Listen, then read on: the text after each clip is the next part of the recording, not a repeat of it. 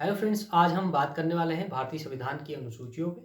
तो हम यहाँ पर अनुसूचियों को विस्तृत रूप से समझने वाले हैं। उससे पहले हमने पढ़ चुके हैं इसमें भारतीय संविधान के विदेशी स्वरूप। तो भारतीय संविधान में जब बनकर तैयार होता है तो उस टाइम पे भारतीय संविधान में 395 अनुच्छेद, इसके अलावा 22 भाग थे और साथ में उसमें 8 अनुसूचियाँ थी। लेकिन वर्तमान में हम क्या देखते हैं, जो हमारी अनुसूचियाँ हैं वो 12 अनुसूचियों का अध्ययन करते हैं हम, और उन्हीं अनुसूचियों को आज हम यहाँ पे समझने वाले हैं। तो जैसा कि आज का टॉपिक जो है हमारा वो है भारतीय संविधान की अनुसूचियाँ। तो ये जो अनुसूचियाँ हैं, ये 12 की 12 अनुसूचियाँ हमने यहाँ पे ली हुई हैं और एक-एक करके हम इन अनुसूचियों को यहाँ पे समझने वाले हैं। तो जैसा कि हमने जो पहले 6 अनुसूचियाँ हैं, उनको हम इस 6 अल्फ़ाबेट से समझने वाले हैं। तो अंग्रेजी के 6 अल्फ़ाबेट लिए हैं, ये तो इन्हीं को हम इन अंग्रेजी के जो 6 अल्फ़ाबेट हैं, इन्हीं के माध्यम से समझने वाले हैं। तो सबसे पहले जो अल्फ़ाबेट आता है वो एस आता है, फिर पी आता है, फिर ओ आता है, फिर आर आता है, फिर टी आता है, फिर एस आता है। तो ये इनको मिला के एक शब्द बन जाता है, जिसको हम बोलते हैं स्पोर्ट्स। तो स्पोर्ट्स से हमको 6 अनुसूचियाँ याद होने वाली हैं। तो जैसे सबसे पहले एस जो हमारा अल्फ़ाबेट है, इससे बनता है हमारा पहली अनुसूची। अब इस पहली अनुसूची को हमने एस से क्यों रखा है? क्योंकि जो जो हमारा पहला अनुसूची है, उसमें एस फॉर हो जाता है स्टेट, और प्लस इसमें आ जाता है यूनियन टेरिटरी। तो स्टेट मतलब राज्य हो गया और यूनियन टेरिटरी मतलब हो गया केंद्र शासित प्रदेश। तो राज्य और केंद्र शासित प्रदेशों के जो नाम हैं, इन नामों का उल्लेख हमको किसमें देखने को मिलता है? पहले अनुसूची में देखने को मिलता है। अब जैसे हमारे भारत में आज वर्तमान में देखें तो 28 राज्य और 8 केंद्र शासित प्रदेश हैं। तो इन 8 जो केंद्र शासित प्रदेश हैं और 28 राज्य हैं, इन राज्यों का जो नामों का उल्लेख मिलता है, वो हमको कौन से अनुसूची में मिलता है? वो अनुसूची नंबर 1 में मिलता है। अगर हमको अपने भारतीय राज्यों का नाम का नए नाम या नाम में परिवर्तन करना है, तो नया राज्य का गठन करके उस राज्य का अगर नया नाम रखना है, तो उस राज्य का नाम का उल्लेख करने के लिए हमको क्या करना पड़ेगा? ये पहली अनुसूची में क्या करना पड़ेगा? संविधान संशोधन करना पड़ेगा। तो इस पहली अनुसूची में संशोधन करके ही हम अपने राज्यों का क्या कर सकते हैं? पुनर्गठन कर सकते हैं, उनके नामों को रख सकते हैं। तो नामों का उल्लेख हमको बेसिकली कहाँ मिलता है? इस पहले अनुसूची में मिलता है। इसमें हमको अनुच्छेद 1 देखने को मिलता है। तो साथ में जो है हमारे राज्य प्लस संघ यानी केंद्र शासित प्रदेश, तो इन दोनों का नामों का उल्लेख कौन सी अनुसूची में देखने को मिलता है? अनुसूची नंबर 1 में देखने को मिलता है। तो दूसरा आ जाता है हमारा P. P for payment. P for payment. तो दूसरा जो पी है, इससे हमारा पेमेंट बन जाता है। अब पेमेंट का क्या मतलब है? यहाँ पे वेतन और भत्ते। अब वेतन और भत्ते से क्या मतलब है? जैसे यहाँ पर अगर राज्य और केंद्र शासित प्रदेश है, तो इन राज्यों में कुछ संवैधानिक पद भी हमको देखने को मिलते हैं। जैसे हमारे राज्य में राज्यपाल देखने को मिलता है, देश में हमारा राष्ट्रपति देखने को मिलता है, विधानसभा में हमको विधानसभा अध्यक्ष देखने को मिलते हैं। इसके अलावा हमको लोकसभा में क्या देखने को मिलता है? लोकसभा अध्यक्ष मिलता है, तो उपराष्ट्रपति देखने को मिलता है। तो ये सारे जो संवैधानिक पद है, इन पदों पर अगर जब कोई व्यक्ति बैठा हुआ है, तो उसको जो वेतन और भत्ते दिए जाते हैं, तो वेतन और भत्तों का उल्लेख कौन सी अनुसूची में देखने को मिलता है? ये अनुसूची नंबर 2 में देखने को मिलता है। तो इसको हमने पी से क्या किया है? यहाँ पर संकेत दिया है इसको पी से। और ये हमारा दूसरा नंबर का क्या है? दूसरी नंबर की अनुसूची है। तो आप यहाँ पे 2 भी लिख सकते हैं। दूसरे नंबर की अनुसूची हमको फी फॉर पेमेंट से याद रखनी है। इसमें वेतन और भत्ते का क्या किया गया है? उल्लेख किया गया है इस दूसरे अनुसूची में, और इसमें हमको अनुच्छेद देखने को मिलता है, अनुच्छेद नंबर 2। अब आ जाता है हमारा तीसरा। तीसरी अनुसूची जो है, इसको ओ से हमने यहाँ पे दिखाया हुआ है। तो ओ जो है, इस ओ से क्या बन जाता है? O for oath. तो ओथ का क्या मतलब है? शपथ। अब जो हमने यहाँ पे संवैधानिक पदों का क्या किया है? गठन किया है। जैसे उसमें राष्ट्रपति है, इसके अलावा राज्य के राज्यपाल है, इसके अलावा हमारे जो कौन मुख्यमंत्री चुनकर आते हैं, इसके अलावा हमारे जो कौन सुप्रीम कोर्ट के हमारे जज या न्यायाधीश क्या आते हैं, पद हैं। तो इन पदों पर जो भी व्यक्ति बैठेगा, उसको क्या करना पड़ेगा? शपथ लेनी होती है। तो उस शपथ का उल्लेख कौन से उसमें मिलता है हमको? इस तीसरी अनुसूची में हमको क्या देखने को मिलता है? शपथ की बात करी गई है इसमें। तो इस अनुच्छेद नंबर 3 और अनुसूची नंबर 3, तो अनुसूची 3 में हमको क्या किस चीज़ का उल्लेख देखने को मिलता है? इस शपथ का उल्लेख किया गया है। जो भी इस संवैधानिक पदों पर बैठेगा, वो व्यक्ति क्या करेगा? भारतीय संविधान की क्या लेगा? शपथ लेगा। तो इन शपथ को हमने कौन सी अनुसूची में रखा है? तीसरी अनुसूची में इस शपथ का उल्लेख हमको देखने को मिलता है। अगला आ जाता है हमारा नंबर 4 पे आर। तो आर से क्या बन जाता है हमारा? राज्यसभा। R for Rajyasabha. तो जैसे हमारी राज्यसभा है, लोकसभा है, तो 2 सदन हमको देखने को मिलते हैं, और विधानसभा हो गया और इसके अलावा विधान परिषद होगी, तो ये हमको राज्य में देखने को मिलते हैं। तो लेकिन जो राज्यसभा है, ये हमारे केंद्र की क्या है? एक उच्च सदन होता है। हमारा लोकसभा क्या होता है? निम्न सदन होता है, और राज्यसभा क्या होती है? उच्च सदन होता है। जो राज्यसभा होती है, ये राज्यों के क्या करती है? नेतृत्व करती है, या राज्यों के सीटों का आवंटन जो होता है, इसमें हमको देखने को मिलता है। यानी राज्यों की जो सीटों का आवंटन है, तो किस प्रकार से किस राज्य को आवंटन करे जाएगी, कितनी सीटें किस राज्य में होंगी, तो उसका उल्लेख हमको कौन से उसमें मिलता है, ये अनुसूची नंबर 4 में हमको देखने को मिलता है। अब जैसे हमारी राज्यसभा है, जैसे किसी भी राज्य को ले लीजिए, आप उत्तराखंड को ले लीजिए, तो उत्तराखंड की जो लोकसभा में 5 सीटें देखने को मिलती हैं और राज्यसभा में हमको 3 सीटें देखने को मिलती है। तो ये राज्यसभा की जो सीटों का गठन होता है, यहाँ पे जनसंख्या के आधार पर इन सीटों का क्या किया जाता है, निर्धारण करा जाता है। तो जो राज्यसभा में अगर जो भी राज्य है उस पे उस राज्य का राज्यसभा में प्रतिनिधित्व इस प्रकार से होगा, उन सीटों का आवंटन उस राज्य को उसकी जनसंख्या के आधार पर किस प्रकार करा जाएगा, तो उसका उल्लेख हमको इस अनुसूची नंबर 4 में देखने को मिलता है और यहाँ पर अनुच्छेद 4 हमको देखने को मिलता है। तो ये चीज़ आपको ध्यान में रखनी है। साथ में आ जाता है हमारा नंबर 5। अब 5वें नंबर पर हमारा आ जाता है, ये हमारी चौथी अनुसूची है और 5वें नंबर पर आ जाती है हमारी 5वीं अनुसूची, और इसको हमने टी से हम यहाँ पे देख रहे हैं, यानी टी अल्फाबेट इसको क्या कर रहा है, हमको संकेत दे रहा है कि ये 5वां वाला है। अब टी से क्या हो जाता है, ट्राइबल। अब ट्राइबल जो भी ट्राइबल क्षेत्र है, ट्राइबल मतलब अनुसूचित क्षेत्र जो है। अब ट्राइबल से क्या मतलब है, जैसे जनजातीय क्षेत्र हम इनको कहते हैं, तो जनजातीय क्षेत्रों को उनके शासन और प्रशासन की बात जो करी गई है वो अनुसूची नंबर 5 में करी गई है। अब जैसे हमारे भारत में देखने को मिलता है, जो जनजातीय क्षेत्र है उसको राष्ट्रपति के द्वारा क्या किया जाता है, चिन्हित किया जाता है, या जब हमारा संविधान बनकर तैयार हुआ उसी समय कुछ क्षेत्रों को क्या कर दिया गया था, अनुसूचित कर दिया गया कि भाई यहाँ पर क्या रहते हैं, जनजातीय लोग रहते हैं, क्योंकि जनजातीय जो होती है उनका अपना एक अलग से संस्कृति होती है, उनका अलग खान पान होता है, उनका रहन सहन होता है, वो सारी चीज़ें हमको अलग देखने को मिलती हैं।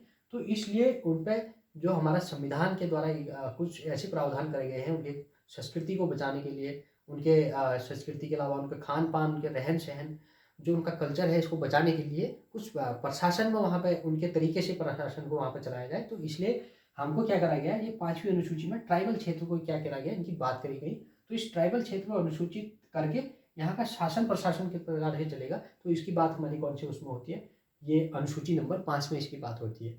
अगला आ जाता है हमारा अनुसूची नंबर 6। तो अनुसूची नंबर जो 6 है, अब इसको हमने एस से बात कर रहे हैं कि एस से इसको क्या कर रहे हैं हम, special state, S for special state. तो आपको याद क्या रखना है, एस फॉर स्पेशल स्टेट। अब स्पेशल स्टेट का क्या मतलब है कि जो विशेष राज्य इसको कहते हैं, यानी विशेष राज्य, स्पेशल मतलब विशेष राज्य। अब विशेष राज्यों का दर्जा दिया गया है कुछ हमारे राज्यों को, जैसे इसमें असम आ जाता है, त्रिपुरा आ जाता है, मेघालय आ जाता है, मिजोरम आ जाता है। तो ये जो हमारे राज्य है इनको विशेष राज्य का दर्जा दिया गया है। क्यों दिया गया है, क्योंकि यहाँ पे जो हमने 5वीं अनुसूची देखी उसमें हमने क्या करा कि अनुसूचित क्षेत्र को चिन्हित किया हुआ है, और अनुसूचित क्षेत्र को क्या करते हैं हम, वहाँ का शासन और प्रशासन किस प्रकार से चलाया जाएगा, तो इस पर इसकी बात करते हैं हम 5वीं अनुसूची में। और 6ठी अनुसूची में हम क्या देख रहे हैं कि जो विशेष राज्य का दर्जा उन राज्यों को दे दिया गया है। क्योंकि यहाँ पर अगर शासन प्रशासन की बात हो रही है तो कुछ जगहों को चिन्हित भी कर लेते हैं, तो उसमें हमारा असम हो गया, त्रिपुरा हो गया, मेघालय हो गया, मिजोरम हो गया। तो ये 4 स्टेट जो हमारे हैं इनको विशेष राज्य का दर्जा दिया गया है। ये अनुसूची नंबर 6 में इसकी बात करी जाती है। जैसा अभी वर्तमान में आप देख रहे होंगे कि लद्दाख में प्रोटेस्ट चल रहा है, लद्दाख में क्या चल रहा है, आंदोलन चल रहा है कि हमको अनुसूची नंबर 6 में हमारे राज्य को दर्जा दीजिए। क्योंकि जो हमारा लद्दाख है उसकी जो भौगोलिक परिस्थिति है और वहाँ के जो रहने वाले लोग हैं उनका अपना एक ट्रेडिशन है, उनका रहने का और उनकी संस्कृति, और साथ में वहाँ पर जो भौगोलिक विविधता हमको देखने को मिलती है, तो इसीलिए वो मांग उठा रहे हैं कि हमारे राज्य को क्या दीजिए, विशेष राज्य का दर्जा दीजिए और अनुसूची नंबर 6 में हमारे राज्य को रखिए। तो ये वर्तमान में हमारे जो सोरुम वांगचुक है, तो वो इस मांग को लेकर काफ़ी आंदोलन कर रहे हैं और काफ़ी लंबे समय से वो क्या कर रहे हैं, इस चीज़ के लिए संघर्ष कर रहे हैं। तो उनकी मांग क्या है, हमारे राज्य को क्या करिए, हमारे राज्य को विशेष राज्य का दर्जा दीजिए। तो ये 6 हमारे क्या है, अनुसूचियाँ हमने यहाँ पर पढ़ ली है। तो एक बार इनको देख लेते हैं दोबारा। जैसे पहला जो हमारी अनुसूची है S for state, S for state याद रखना है, स्टेट और यूनियन टेरिटरी, इनका क्या है, नामों का उल्लेख मिलता है हमको पहली अनुसूची में। दूसरे को P for payment, P for payment, और पेमेंट मतलब वेतन और भत्तों का उल्लेख हमको दूसरी अनुसूची में देखने को मिलता है। ओ फॉर ओथ हो जाता है, ओथ मतलब शपथ की बात हमारी तीसरी अनुसूची में हो जाता है। और आर फॉर राज्यसभा होता है, राज्यसभा की सीटों का जो आवंटन किया जाएगा वो चौथी अनुसूची में इसकी बात होती है। 5वें हमारे टी आ जाता है, टी फॉर ट्राइबल हो जाता है। ट्राइबल मतलब अनुसूचित क्षेत्र का प्रशासन किस प्रकार से चलाया जाएगा, तो उसकी बात हमारे 5वीं अनुसूची में होती है। और नंबर 6 पर आ जाता है हमारा S, S for special state. अब स्पेशल स्टेट क्या है, विशेष राज्य। तो विशेष राज्य का दर्जा जिन राज्यों को दिया जाता है तो उनको किस में रखा जाता है, अनुसूची नंबर 6 में उनका उल्लेख किया जाता है। जैसे अभी अगर हम लद्दाख को अगर विशेष राज्य का दर्जा मिलेगा तो कौन सी अनुसूची में हमको करना पड़ेगा संशोधन, तो ये 6ठी नंबर की जो अनुसूची है इसमें हमको संशोधन करना पड़ेगा। तो इसमें असम हो गया, त्रिपुरा हो गया, मेघालय हो गया, मिजोरम हो गया। तो ये 6 हमारे क्या हो गई है, अनुसूचियाँ यहाँ पे कंप्लीट हो गई है। अब आ जाती है हमारी 7वीं अनुसूची। अब 7वीं अनुसूची, इसमें 3 सूचियों का उल्लेख मिलता है हमको, यानी 3 क्या है, कुछ 3 सूचियाँ हैं, उन सूचियों का उल्लेख हमको देखने को मिलता है। जैसे पहली सूची आ जाती है संघ सूची, और दूसरी आ जाती है समवर्ती सूची, तीसरी आ जाती है राज्य सूची। तो इन 3 सूचियों का उल्लेख हमको कहाँ देखने को मिलता है, यह अनुसूची नंबर 7 में देखने को मिलता है। अब ये सूचियाँ हैं क्या, इनमें क्या-क्या है, इनको भी यहाँ पे देखते हैं। जैसे पहली अनुसूची है, इसको हम बोल रहे हैं संघ सूची, या इसको केंद्र सूची के नाम से भी हम जानते हैं, संघ या केंद्र। तो केंद्र का क्या मतलब है, जो हमारी केंद्र सरकार है वही इस सूची में क्या करती है, कानून बनाने का काम करती है। जैसे इसमें पहले 97 विषय ऐसे विषय रखे गए थे जिसपे केवल केंद्र सरकार कानून बना सकती है, राज्य का उस पर कोई अधिकार नहीं होता है। तो आज वर्तमान में 100 इसमें ऐसे विषय रख दिए गए हैं, पहले 97 थे, लेकिन वर्तमान में 100 विषय ऐसे बना दिए गए जिसपे केवल केंद्र सरकार ही क्या कर सकती है, कानून बना सकती है। अब देखिए, अब कुछ विषयों को हम यहाँ पे ले लेते हैं इसको समझने के लिए। जैसे इसमें विदेशी मामले, अगर जैसे भारत सरकार के विदेशी मामले हैं, उस पर राज्य का कोई अधिकार नहीं है कि वो कानून बनाए विदेशी मामलों में। उस पर केवल भारतीय जो हमारी केंद्र सरकार है वही उस पर कानून बनाएगी। इसके अलावा हमारी प्रतिरक्षा, सुरक्षा पर क्या कानून बनाएगा, वो हमारी बनाएगी केंद्र सरकार, उस पर कानून बनाएगी। इसके अलावा हमारे सुरक्षा के अलावा अगर हम देखें तो इसमें हम जो महत्वपूर्ण हमारे क्या है, परमाणु शक्ति पर कानून बनाने का अधिकार किसको है, ये संघ सूची का विषय है, तो इसलिए इस पर केंद्र सरकार क्या करेगी, कानून बनाएगी। तो जो विषय को इस संघ सूची में रखेंगे या केंद्र सूची में रखेंगे, उस पर कानून कौन बनाएगा, केवल केंद्र सरकार ही उस पर कानून बना सकती है, राज्य सरकार का कोई अधिकार नहीं है उस पर कानून बनाने का। तो ऐसे संघ सूची में कितने विषय हैं जिस पर केंद्र कानून बनाता है, तो 100 विषय हैं हमारे वर्तमान में, पहले जो हमारे 97 विषय थे। तो ये आपको आई थिंक याद हो गया होगा। अगली आती है हमारी समवर्ती सूची। अब समवर्ती सूची का क्या मतलब है, सम मतलब समान, जिस पर समान रूप से दोनों क्या कर सकते हैं, कानून बना सकते हैं। यानी राज्य भी कानून बना सकता है और केंद्र भी कानून बना सकता है। यानी हमारे जो राज्य के मुख्यमंत्री हैं वो विधानसभा के क्या होते हैं, विधानसभा में प्रतिनिधित्व करते हैं। तो जो केंद्र में हम देखते हैं प्रधानमंत्री को देखते हैं। तो ये जो हमारे केंद्र और राज्य सरकारें होती हैं, तो ये दोनों ही समवर्ती सूची के विषयों पर क्या कर सकते हैं, कानून बना सकते हैं। अब समवर्ती सूची जो है, इसमें पहले कितने 47 विषय ऐसे विषय थे जिस पर दोनों ही क्या कर सकते थे, कानून बना सकते थे, लेकिन वर्तमान में 52 विषय हो गए। यानी वर्तमान में कितने विषय ऐसे हैं जिस पे केंद्र और राज्य क्या कर सकते हैं, कानून बना सकते हैं। 52 विषय ऐसे हैं जिन पे केंद्र और राज्य दोनों ही क्या कर सकते हैं, कानून बना सकते हैं। जैसे इसमें एक विषय को हम लें तो जैसे शिक्षा हमारा एक विषय है, तो शिक्षा को समवर्ती सूची में रखा गया है क्योंकि इस पर केंद्र सरकार भी कानून बना सकती है और राज्य सरकार भी क्या कर सकती है, कानून बना सकती है। तो केंद्र क्या करती है, जैसे शिक्षा पर अगर कानून बनता है, केंद्र सरकार ने भी कानून बना दिया, राज्य ने भी कानून बना दिया। अगर इन दोनों कानूनों में कुछ विवाद हो जाता है तो वहाँ पे जो केंद्र सरकार का कानून है वो मान्य होगा।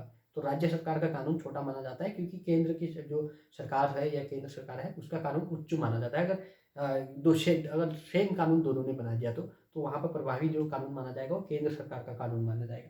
लेकिन जो कानून बना सकते हैं समवर्ती सूची में, दोनों ही उस पर शिक्षा पे क्या कर सकते हैं, कानून बना सकते हैं। तो अब ऐसे कितने विषय हैं, 52 विषय हैं वर्तमान में जो जिस पर राज्य और केंद्र क्या कर सकते हैं, कानून बना सकते हैं। तो समवर्ती सूची का आप समझ गए होंगे। इसके अलावा अगर इसमें हम समवर्ती सूची में एक विषय को और देखें, जैसे हमने शिक्षा देखा, शिक्षा के अलावा अगर हम यहाँ पर बात करें तो जैसे इसमें शिक्षा में आ जाएगा हमारा विवाह या तलाक। विवाह हो गया, तलाक हो गया, तो इन मुद्दों को भी क्या केंद्र और राज्य दोनों ही क्या कर सकते हैं, कानून बना सकते हैं। तो कितने 52 विषय हैं हमारे जिस पर केंद्र और राज्य क्या कर सकते हैं, कानून बना सकते हैं। अगली सूची आती है हमारी राज्य सूची। अब राज्य सूची क्या है, जिसपे केवल राज्य ही कानून बनाएगा। जैसे यहाँ पे संघ सूची देखी या केंद्र सूची देखी, उस पर केवल केंद्र सरकार कानून बनाती है। तो उसी प्रकार से राज्य सूची के विषयों पर केवल राज्य ही कानून बनाएगा या राज्य विधानमंडल ही क्या कर सकता है, उसमें कानून बना सकता है। तो ऐसे कितने विषय हैं, 66 विषय थे पहले, लेकिन आज वर्तमान में इनको 61 कर दिया गया है। इसमें से कुछ विषयों को घटा दिया गया है। तो पहले 66 थे, वर्तमान में कितने 61 विषय है हमारे जिसपे केवल राज्य कानून बना सकता है। अब कौन से विषय हैं जिस पर राज्य कानून बनाते हैं, जैसे पुलिस पे ले लीजिए अगर, क्योंकि राज्य में भी पुलिस की जरूरत होती है। इसके अलावा कृषि कृषि को क्या है, हर राज्य का अपने एक क्या है, भौगोलिक विविधता हमारे भारत में देखने को मिलती है। जैसे हमारा कुछ पहाड़ी राज्य है, कुछ मैदानी राज्य है, कुछ हमारे तटीय राज्य है। तो इसलिए कृषि वाले विषय पे क्या है, अगर तटीय वाला क्षेत्र है तो वहाँ पे क्या होगा, तो वहाँ की सरकार वहाँ की परिस्थिति के अनुसार उस पर कानून बनाएगी, उस प्रकार से वहाँ पे कृषि में कानून बनाया जाएगा। अगर पहाड़ी राज्य है तो वहाँ पर पहाड़ के हिसाब से कानून बनाया जाएगा। अगर हमारा मैदानी भाग है तो मैदानी हिसाब से वहाँ पर कानून बनाया जाएगा। तो इसलिए ऐसे विषयों को इसमें रखा गया है जो वहाँ की परिस्थिति के अनुसार उन पे क्या करा जाए, कानून बनाया जाए। तो उनको क्या रख दिया गया, राज्य सूची के विषय में रख दिया गया। तो वर्तमान में हमारे कितने 61 विषय ऐसे हैं। अब ये काफ़ी डीप हो जाएगा, तो अगली अनुसूची को हम समझते हैं। आप इसमें याद रखें, इसमें अनुसूची नंबर 7 में हमारी 3 सूचियाँ हैं, संघ सूची, समवर्ती सूची और राज्य सूची। और इन सूचियों के आपको विषय को याद रख लेना है। 97 विषय इसमें पहले थे, आज 100 हो गए हैं। और समवर्ती सूची में पहले 47 थे, आज 52 हो गए हैं। और राज्य सूची में पहले 66 थे, आज 61 हो गए हैं। अगली अनुसूची आ जाती है हमारी अनुसूची नंबर 8। अब अनुसूची नंबर 8 जो थे, इसमें भाषाओं को रखा गया है। जैसे हमारे भारत में कई भाषाएं बोली जाती हैं, हर जगह जाओगे तो आपको अलग अलग भाषाएं सुनने को मिलेंगी। तो ये जो भाषाएं हैं, इन भाषाओं को कौन सी अनुसूची में रखा गया है? अनुसूची नंबर 8 में रखा गया है। तो मूल संविधान, जब संविधान बनकर तैयार होता है, उस वक्त हमारे संविधान में केवल 14 भाषाओं को क्या रख दिया था? 14 भाषाओं को यहाँ पर दर्जा दिया हुआ था। यानी मूल संविधान में हमारी 14 भाषाएं थी, लेकिन वर्तमान में हम देखते हैं आज जो हमारी संविधान में कितनी 22 भाषाओं को हम यहाँ पे देखते हैं। अब जब 14 भाषाएं थी, तो एक संविधान संशोधन किया जाता है, एक 21वां संविधान संशोधन किया जाता है 1967 में। तो 1967 में जब 21वां संविधान संशोधन कहा जाता है, तो 15वीं भाषा को जोड़ा जाता है। कि कौन सी भाषा को जोड़ा जाता है? 15वीं भाषा जोड़ी जाती है। और वो भाषा कौन सी थी? सिंधी। तो सिंधी भाषा को 15वीं भाषा के रूप में कब जोड़ा जाता है? 21वें संविधान संशोधन के द्वारा 1967 में। तो 21वां संविधान संशोधन, क्योंकि अगर हम भाषा को जोड़ रहे हैं तो हमें कौन सी अनुसूची में करना पड़ेगा संशोधन? 8वीं अनुसूची में हमको क्या करना पड़ेगा? संशोधन करना पड़ेगा। तो 8वीं अनुसूची में हमने संशोधन करा 21वां, और 1967 में करा, 15वीं भाषा जोड़ी, और भाषा कौन सी थी? सिंधी भाषा को जोड़ा गया 15वीं भाषा के रूप में। अगला जो एक और 3 भाषाएं फिर जुड़ती हैं हमारी। 71वां संविधान संशोधन किया जाता है, और ये 71वां संविधान संशोधन 1992 में होता है। तो 71वां जो संविधान संशोधन होता है, कब होता है? 1992 में होता है। और इसमें 3 भाषाओं को यहाँ पे जोड़ा जाता है, जिसमें आ जाती है नेपाली, मणिपुरी और कोंकणी। तो नेपाली, मणिपुरी और कोंकणी भाषाएं जोड़ी जाती है। 3 भाषाओं को हमारे संविधान में शामिल करा जाता है इस 8वीं अनुसूची में। और कब करा जाता है? 1992, 71वां संविधान संशोधन के द्वारा। तो आपको इन 3 भाषाओं को याद करने के लिए इसका एक फॉर्मूला है, और फॉर्मूला क्या है? नमक। नमक याद रख लेना है। नमक से आपको 9 से हो जाएगा नेपाली, म से हो जाएगा मणिपुरी, क से हो जाएगा कोंकणी। तो 3 भाषाओं का नाम यहाँ पे आप नमक से याद रख सकते हैं। और संविधान संशोधन 71वां संविधान संशोधन। तो अब देखो, यहाँ पर 15 तो ऑलरेडी हमारी हो चुकी थी। अब ये 3 और जुड़ गई यहाँ पे, तो कितनी होगी? 15 3 18 भाषाएं होगी। फिर इसके बाद से जो 4 भाषाएं और इसमें शामिल करी जाती है, तो 92वां संविधान संशोधन होता है 2003 में। 2003 में 92वां संविधान संशोधन करा गया, और इसमें बोडो, डोगरी, मैथिली और संथाली, तो 4 भाषाओं को यहाँ पे जोड़ा जाता है। बोडो, डोगरी, मैथिली, संथाली। तो 4 भाषाएं कब जोड़ी गई? 2003 में। और कितना संशोधन था? 92 नंबर का संशोधन किया गया। तो यहाँ पे क्या करा गया? 4 भाषाओं को यहाँ पे दर्जा दिया जाता है, बोडो, डोगरी, मैथिली और संथाली। तो बाद में कितनी हो जाती है? टोटल 22 भाषाएं वर्तमान में हमारे संविधान में है। तो प्रश्न ये बनता है कि आज वर्तमान में कितनी भाषाएं हमारे संविधान में शामिल करी गई हैं? तो 22 भाषाएं शामिल करी गई हैं। और संशोधनों को पूछ लिया जाता है, कौन से संशोधन से कौन सी भाषा जोड़ी गई। तो सबसे ज़्यादा पूछा जाने वाला यहाँ पे 71वां है, इसके अलावा ये 92 वाला है। तो इनको आसान तरीका है इनको याद करने का। जैसे पहला संविधान संशोधन यहाँ पर देखते हैं कि 21वां संविधान संशोधन जो भाषा के लिए किया गया, तो 21 में अगर हम 71 और ये 21 को यहाँ पर अगर जोड़ दें, तो जैसे यहाँ पे हमने पहले 21 लिखा, उसके बाद से नीचे 71 लिख दो, तो इन दोनों को ऐड कर दीजिए, तो यहाँ पे 2 हो जाएगा और यहाँ पे 9 आ जाएगा। तो इनको जोड़ के कितना बन जाता है? 92, 92। तो यानी पहला 21 और 71 को जोड़ेंगे 92। तो आपको ये याद कर लेना है, 21 + 71 92। तो 21 में हमारी एक भाषा जुड़ती है सिंधी, 71 में हमारी कौन सी? नमक, यानी नमक मतलब नेपाली, मणिपुरी, कोंकणी जुड़ जाती है। और 92 में हमारी 4 भाषा जुड़ जाती है, बोडो, डोगरी, मैथिली और संथाली। तो 4 भाषाएं हमारी 92 में जुड़ जाती है। तो 21 + 71 92। तो ये तीनों संशोधन आपको याद हो जाएंगे, क्योंकि ये संशोधन यहाँ पे पूछे जाते हैं। आगे हम समझते हैं अनुसूची नंबर 9। अब अनुसूची नंबर 9 देखो, ये हमारे वर्तमान जब हम संविधान की बात कर रहे हैं तो उसमें 12 अनुसूचियां हैं। लेकिन जब संविधान बनके तैयार हुआ था तो उस वक्त केवल 8 ही अनुसूची उसमें थी। लेकिन जो अगली अनुसूची जुड़ती है, ये 9वीं अनुसूची जोड़ी जाती है। और कब जोड़ी जाती है? 1951 में। तो 1951 में पहला संविधान संशोधन करा जाता है। पहला संविधान संशोधन करा गया कब? 1951 में। 1951 में क्या करा जाता है? पहला संविधान संशोधन करा जाता है। और प्रथम अनुसूची ने जोड़ी जाती है 9वें नंबर की, क्योंकि पहले 8 तो हमारे पास ऑलरेडी थी, लेकिन ये 9वें नंबर की अनुसूची जोड़ी जाती है। पहला संविधान यानी प्रथम संविधान संशोधन द्वारा अनुसूची को जोड़ा गया है, यानी 9वें नंबर की अनुसूची को जोड़ा गया 1951 में। अब इसको जोड़ने की जरूरत क्यों पड़ गई? क्योंकि उस वक्त जो हमारे भारत में भूमि भूमि पर अधिकार देखने को मिलता था, क्योंकि उससे पहले 1947 में तो भारत आज़ाद हुआ था। तो जो हमारे भूमि थी वो इस प्रकार से कुछ लोगों के पास इतनी भूमि थी कि इतनी भूमि के मालिक, बहुत ज़्यादा भूमि के मालिक बने हुए थे। तो इसी भूमि का क्या करना था, बँटवारा करना था। तो इसलिए इसमें भूमि सुधार कानून लाया गया है। तो भूमि सुधार कानून लाया गया, तो भूमि सुधार कानून ये 9वीं अनुसूची में रखा गया। एक अनुसूची जोड़ी गई हमारे संविधान में, और अनुसूची नंबर 9 प्रथम संविधान संशोधन के द्वारा 1951 में, और भूमि सुधार कानून को इसमें रखा गया। अब भूमि सुधार कानून क्या था कि जो हमारी भूमि है उसको किस प्रकार से हम उसका बँटवारा करें, क्योंकि जब हमारा देश आज़ाद हुआ तो उस वक़्त किसी के पास कितनी ज़मीन थी, कोई उसका वो नहीं था, क्योंकि किसी के पास बहुत था और किसी के पास कुछ भी नहीं थे। तो इस वजह से भूमि सुधार कानून को लाया गया। अब लेकिन जो इस कानून को लाने के बाद 9वीं अनुसूची में रख दिया गया, ये प्रथम संविधान संशोधन के द्वारा। लेकिन यहाँ पे एक प्रावधान कर दिया गया। प्रावधान ये कर दिया गया, जो भी कानून इस 9वीं अनुसूची में रखे जाएँगे, तो उन कानूनों को इन अनुसूची में रखने के बाद तो उसकी क्या नहीं करी जा सकती है, न्यायिक समीक्षा नहीं की जा सकेगी। अब न्यायिक समीक्षा क्या होता है भाई?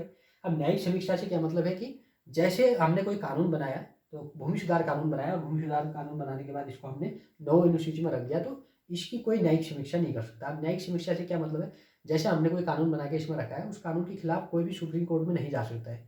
यानी उस कानून की जाँच सुप्रीम कोर्ट नहीं कर सकता है, क्योंकि जो सर्वोच्च न्यायालय जो होता है या उच्च न्यायालय होता है, वो क्या होता है, हमारे संविधान का संरक्षक होता है। अगर हमारे अधिकारों का हनन कहीं पे होता है, तो हम कोई भी व्यक्ति वहाँ पर जा सकता है, तो वहाँ सुप्रीम कोर्ट में वो क्या कर सकता है, वहाँ पर पूछ सकता है कि भाई हमारे ये जो अधिकार है इनका हनन क्यों हो रहा है। तो सुप्रीम कोर्ट क्या कर सकता है, उस पर रिव्यू दे सकता है, उसकी जाँच करवा सकता है। तो इसलिए सुप्रीम कोर्ट को क्या कहा जाता है, हमारे भारतीय संविधान का संरक्षक कहा जाता है। तो इन्होंने जो कानून बनाया, भूमि सुधार कानून, इसको 9वीं अनुसूची में रखा।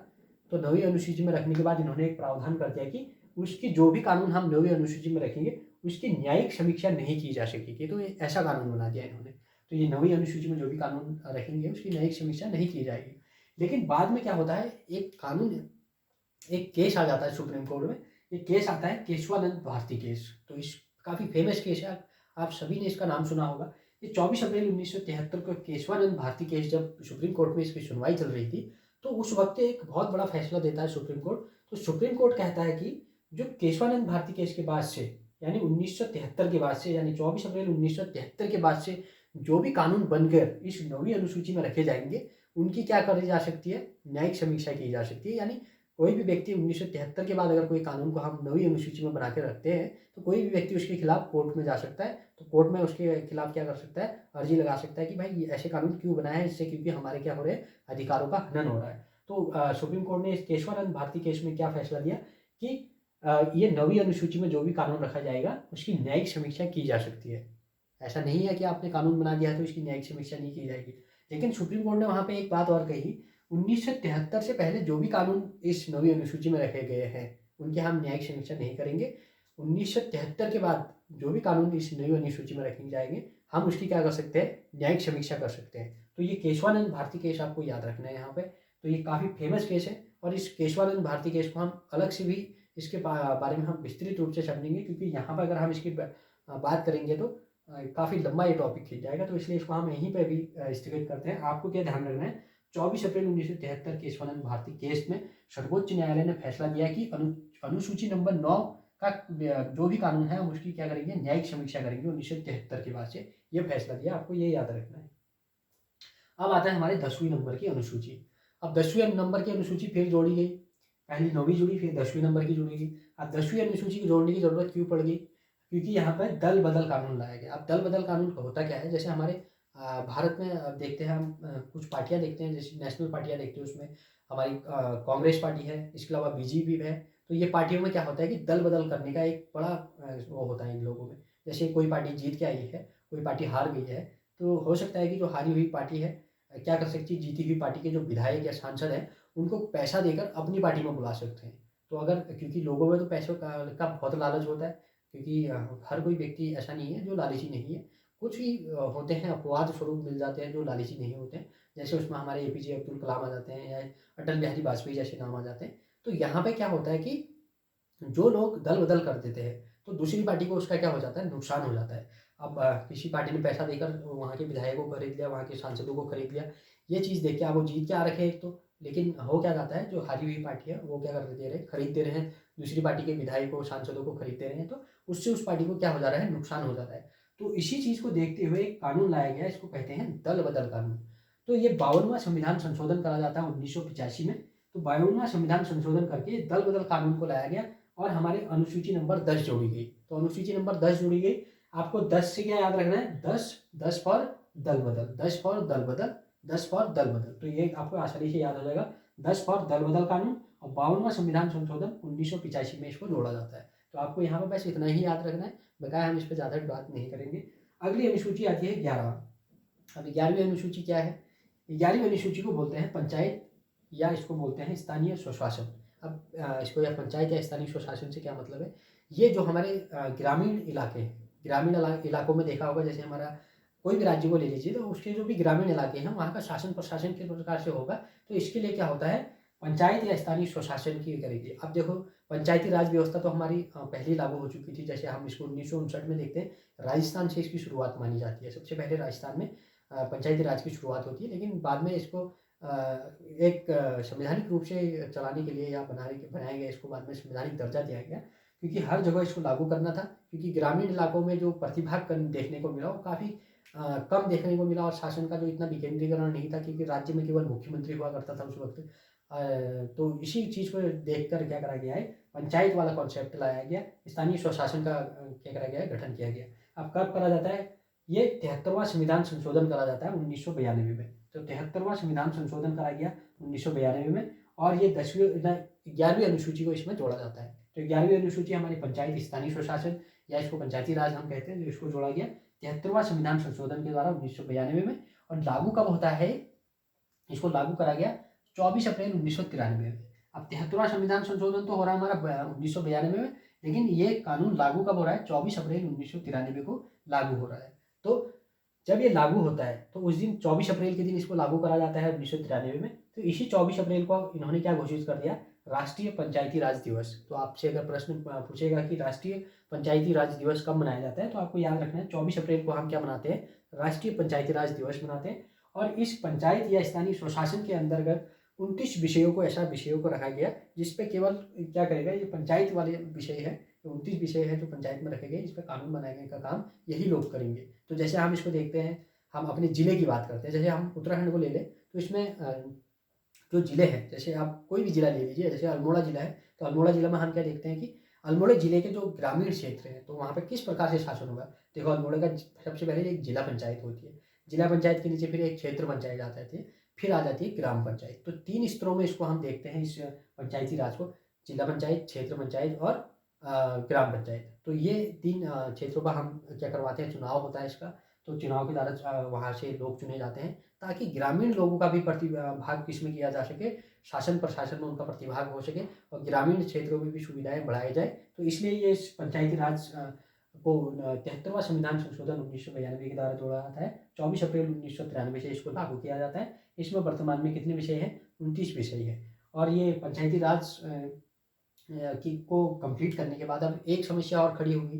दूसरी समस्या ये आ गई कि अब देखो, ग्रामीण इलाकों में तो ये कार्य हो गया, अब ग्रामीण लोगों का प्रतिभाग तो होने लग गया, लेकिन जो नगर थे या शहर थे, बड़े शहर थे, वहाँ पे किस प्रकार से, जो अब देखो शहर, जैसे एक शहर है, अगर शहर का मेन मुख्य केंद्र क्या है, जहाँ पे क्या होता है, मार्केट होता है, यानी दुकानें होती हैं, रोडवेज स्टेशन होता है, रेलवे स्टेशन होता है, या अन्य कई सारी चीज़ें होती हैं, मार्केट में होती है। लेकिन मार्केट का मतलब ये नहीं है, शहर का मतलब ये नहीं है कि शहर वहीं पे है जहाँ पर रेलवे स्टेशन है, या जहाँ पर रोडवेज है वहीं पे शहर बसा हुआ है, या जहाँ पर हमको क्या कहते हैं, दुकानें देखने को मिल रही है, वहीं पर शहर देखने में बसा हुआ है। ऐसा बिल्कुल नहीं है, क्योंकि शहर एक बहुत बड़ा विस्तृत क्षेत्र होता है, काफ़ी बड़ा एरिया होता है, जहाँ पर लोग क्या होते हैं, बसे होते हैं। तो इसलिए यहाँ पे क्या व्यवस्था करी गई, अनुसूची 12 जोड़ी गई, यहाँ पे अनुसूची 12 जोड़ी गई, और इसमें नगर निकाय को जोड़ा गया। अब नगर निकाय क्या होते हैं, जैसे हम नगर निगम देखते हैं अपने शहरों में, नगर निगम देखते हैं, इसके अलावा नगर पंचायत देखते हैं, इसके अलावा हम नगर पालिकाएँ देखते हैं। तो यहाँ पे भी एक इसी प्रकार का कॉन्सेप्ट को लागू कराया गया है, जैसे हमने ग्रामीण क्षेत्रों में करा था। तो इसको बोलते हैं हम नगर निकाय, या अर्बन लोकल बॉडीज इसको बोलते हैं। क्या बोलते हैं, अर्बन लोकल बॉडीज बोलते हैं, या इसको हम नगर निकाय के नाम से जानते हैं। और इसको कब जोड़ा गया है 12वीं अनुसूची को, ये 74वां संविधान संशोधन करा गया 1992 में।